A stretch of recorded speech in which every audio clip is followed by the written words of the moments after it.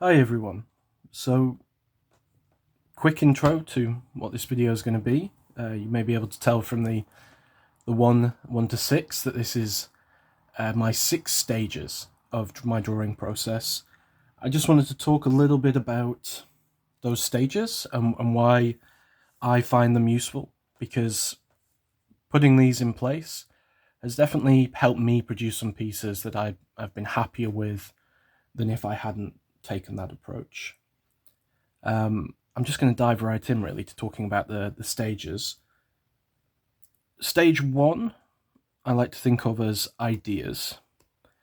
And then I use those ideas to help me make a plan. So when I talk about these, I kind of just want to show you some practical examples, so hopefully it makes sense.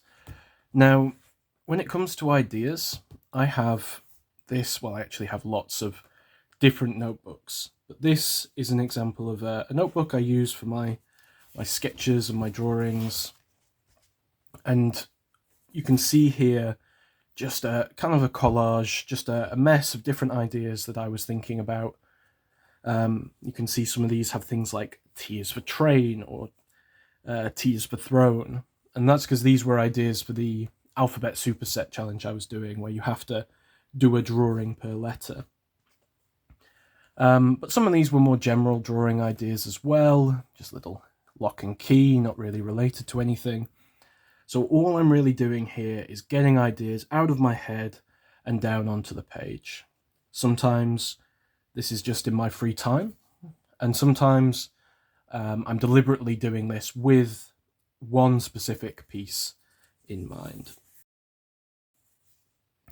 And that was the case when it comes here to this fantasy drawing. So what I'd done is I'd been to the Fantasy Stories exhibit at the British Library, and there was this great collage piece there that just made me want to produce something similar myself. But I wasn't quite sure what I wanted to include in the collage, so just as step one, step one, ideas, I got those ideas down on paper.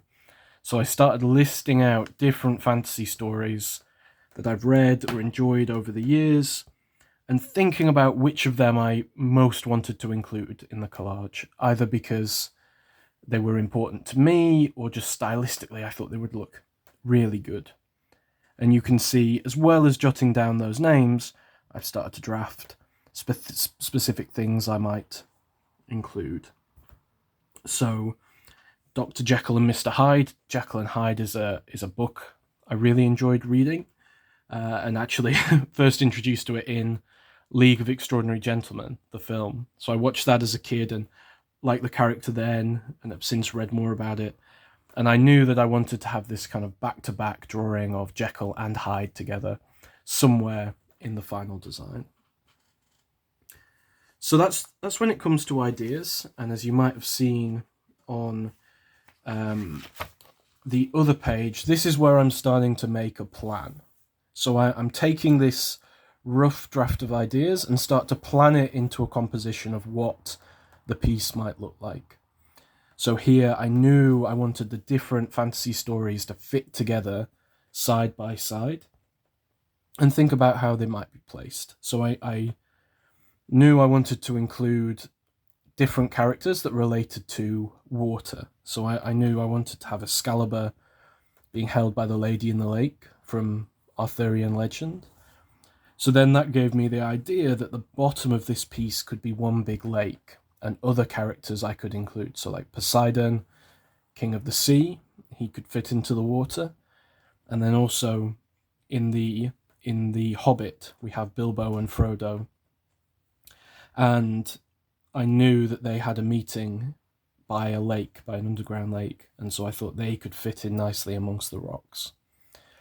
And yeah, you can see for other elements of the design how I've started to piece it together into one larger picture. But you can also see at this stage it's very rough. These are not very detailed designs. It doesn't look great on its own. I'm just thinking about where I want to place things in the drawing. So we've got those are our ideas, and we've made a plan. What do we do next? Well, these are another couple of stages that go very close together. So one is to do the actual sketch. So the sketch of what I'm going to draw. And then firming up what the outline of that sketch is. And that's quite specific to how I like to draw and the style I'm drawing in here. So if I come here to this photo, you'll see how I sort of built the drawing up. So you can see here, I'm sketching in pencil as a first stage, just like a sketch of what I want to include. And then once I'm happy with that sketch and where I want it to be, I'm outlining in pen. So then I've got the firm design of how that's going to be. So here we've got the rock pool already outlined and the start of this ring from the book Magic by Angie Sage. I'm starting to build that up, and then you can see here I've already now outlined the ring. Totoro is inside there as well, and I'm actually now just sketching out the central part of the diagram, well, of the drawing. And then I keep going, and eventually I had a fully outlined version of the sketch. Well, sorry, of the plan and the sketch. So you can see this allowed me to make some changes from what my original design was going to be.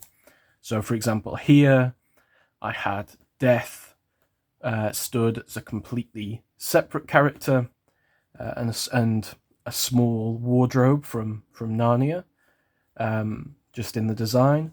And I decided for those, I preferred to build them more into the rest of the picture. So I thought, the wardrobe, why not make it larger? You know, why have empty space around the wardrobe when the wardrobe could just take up more space itself and the characters could sit on top or around it? And Death, you know, rather than have Death be a separate design, because my favorite sort of my favorite example of including Death in a story is from Discworld. Why not include Death alongside the other Discworld element I had, the luggage in this cage? And that fit the theme a bit better. You know, if anyone falls down into this enclosed space with the luggage, they're likely to be meeting Death shortly after. So once I've done that, once we've got the sketch and we've got a final outline that I'm happy with, what is the next stage? What is stage 5? So in this case, I'm going to call this the shading stage. Now, sometimes when we're talking about shading, I'm talking about applying color, specific colors. And I actually have a little James's sketchbook. This is a great sticker from Brain Freeze Press, they're now called, an artist I really like on Instagram. But what I sometimes mean by shade is applying color. So I did something quite similar here. I actually, for these quick versions, I skipped the sketch stage in pencil and just went direct to pen. But once I'd drawn here, for example, my pizza slice, I was adding in color. So you've got the bold yellows and reds to make it a clear pizza slice. However, in this case, if I go back to the fantasy collage that I'm using as my main example here, you can see I actually chose to shade this in black and white. So partly that I was a little bit worried that all the different colors would clash. You know, I was worried that if everything in here was given in color, I'd have to make really specific choices. And because it's pen on paper, once I'd made those choices, I'd have committed to them. So that put me off applying colors, and I just wanted this more hatched shading. But as well, the piece that inspired me from that exhibition at the British Library, that was in black and white as well. So it was partly a desire to avoid, I guess, messing it up at this stage, and partly to just tie a little bit closer to the piece that inspired me. So for pen and paper, this was the final version, step 5, and I've reached a final version that I'm mostly happy with and quite proud of what I put together. But those amongst you who were paying attention will have noticed that that is not the final stage. So what do we have for stage 6? Well, for me, this final stage is digitize. And that might explain to you why I've got my drawing pad, my electronic pad open here. After I've done a physical piece in pen and paper, I quite enjoy taking that piece, scanning it or taking a photo, and then loading it into this. This is Affinity, and that's the Affinity is the drawing software I use to digitize sketches and also to do just digital art pieces. Now, the reason I like to digitize a piece partly is just a relaxing exercise of tracing and covering your own drawing, but also it allows you to make some changes and allows you to build on a piece that you've created. And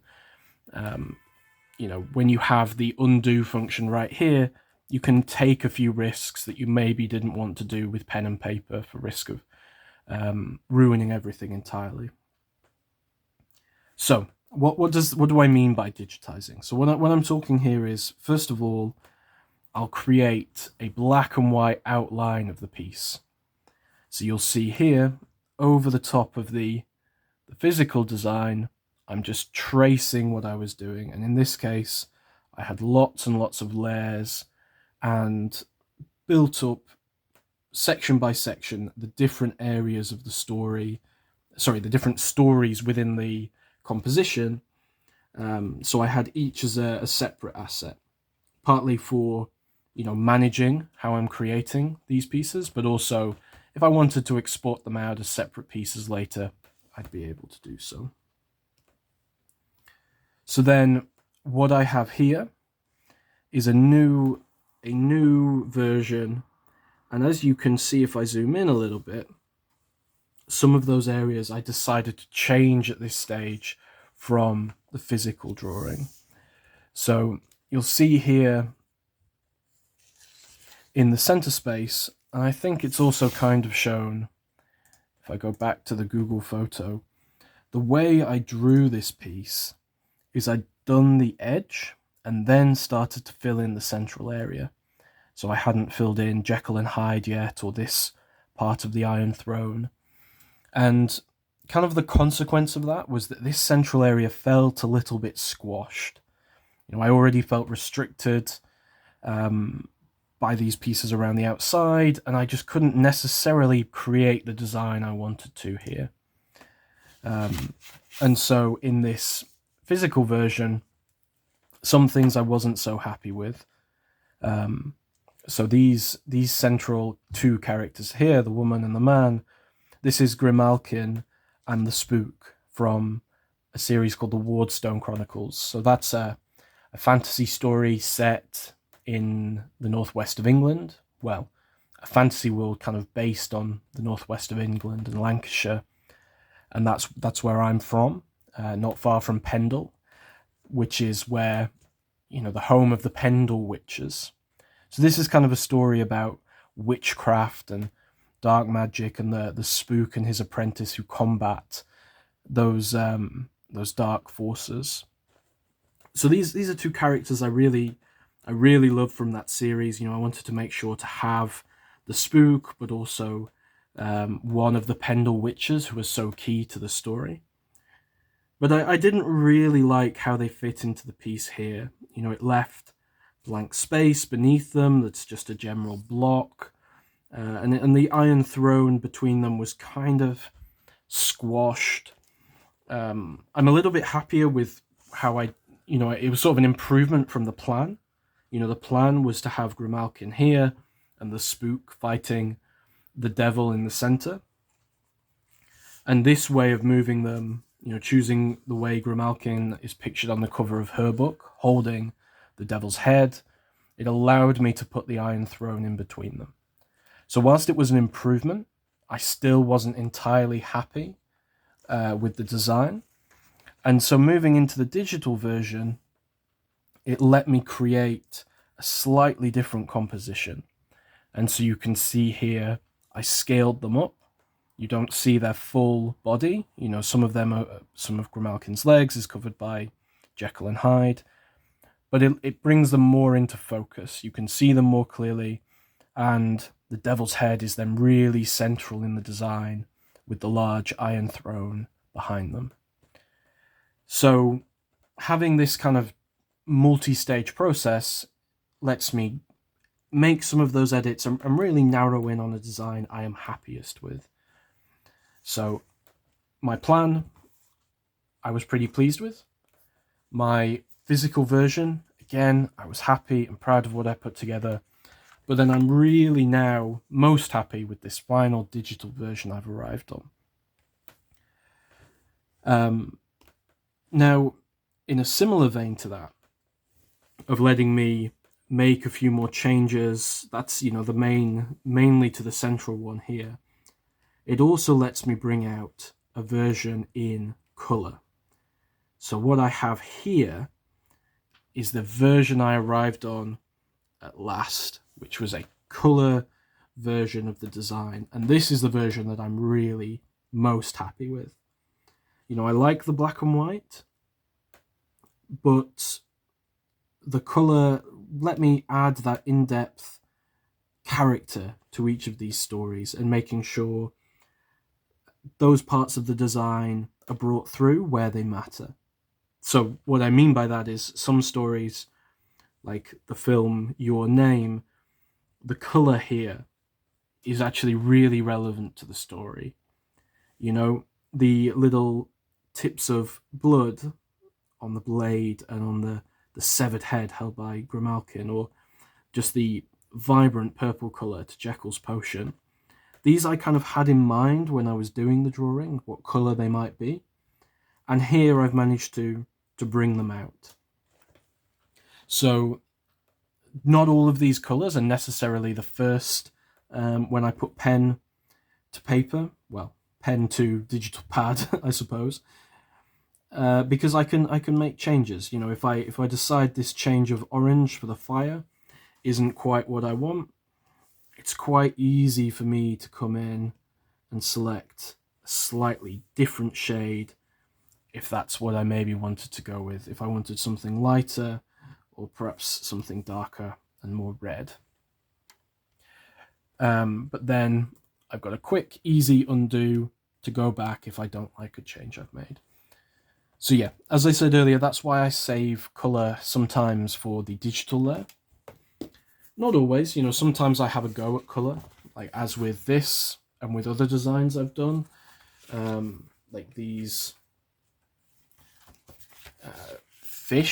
aberrant fish from the video game Dredge that I did like a little short video on. Those I did in color, pen on paper, and then also added the color to my digital version. So yeah, it kind of lets you do both and really play and experiment in a way that just doing a physical drawing wouldn't give you. The obvious question there is then, why did I bother with the physical version at all? Why didn't I just go direct to digital? And that really just comes down to preference. I enjoy the feeling of pen on paper. I enjoyed creating something that I can now hold in my hands, as well as this version that's stored digitally. So here we now have a final design that I'm happy with. Bright colors, different shades. And I just want to talk a little bit about how I, hopefully you agree, avoided this feeling too confused and too complicated. Because one of the main reasons I was reluctant to add color direct to paper is I thought lots of things would clash. You know, sometimes in design they talk about keeping to a handful, you know, 2, 3, 4 colors at most. And I knew from the gold of the ring to the green grass and, you know, here the dragon from Eragon, It was really important that the dragon is blue to fit the story. It would have been weird to change to green just to match the rest of the design. So I was worried that this would introduce lots of colours and this would just feel a bit of a confused mess. So what I did to combat that was I tried to reuse colours. So the grey of the rocks is the same grey of the rocks in the cave. And then some of the greens and oranges get reused. Or the sea blue of Poseidon's hair is actually similar to the sea grey. It kind of looks a bit more grey here of the devil's head. So I avoided using too many different distinct colours to try and give a more consistent feel to the picture. And in the end, I've got something that I'm really quite happy with. Ooh, that's a bit too zoomed. Let's just do that. So that is my final design. I'm really proud of this piece, actually, and I think creating some kind of collage like this was never going to be possible without going through this process. And as it is, I've got a piece of fantasy stories that meant something to me in my life, or were just exciting, cool stories that I enjoyed. I've told you what a few of them were as we went through, and be interested if you could guess what some of the others are as well. But bringing it back to what I wanted to talk about, it was this 6-stage drawing process. And as I said, if I hadn't followed this process, I think I would have really missed something along the way. You know, if I hadn't started off just jotting down lots of ideas, I might have missed a story that would have been great to include just because it didn't occur to me as I was going out. And the plan, you can't really create something with this kind of composition without a certain amount of planning, just to make sure you know how things are going to piece together. Like talking about how I knew I was going to include the pool at the bottom and this idea of the grass at the top leading down into the caverns. That all came in at the planning stage. And then this is probably more the standard 3 steps that you might think about for a drawing process. You sketch it, you firm up your outline once you're happy with your sketch, and then you begin to shade and fill out that outline.